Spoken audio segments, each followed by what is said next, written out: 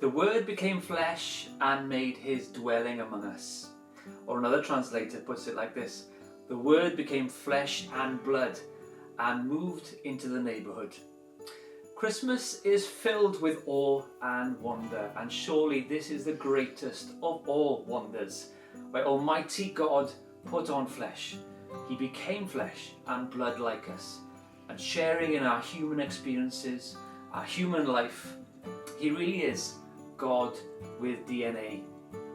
Now, this last year has shown us how fragile humanity really is, and we've learned that in order to save each other, we need to socially distance, to stay physically apart, and that's been hard.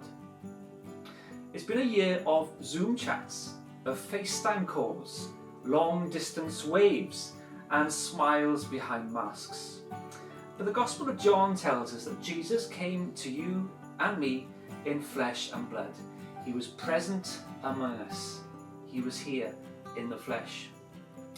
Another weird feature of this year has been the necessity to wash our hands thoroughly, to sanitize and watch what we touch.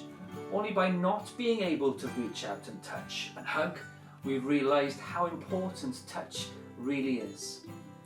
And when we read about Jesus' ministry, we see that he really is hands-on. He puts his hands on children to bless them. He touches unclean men and women and heals them.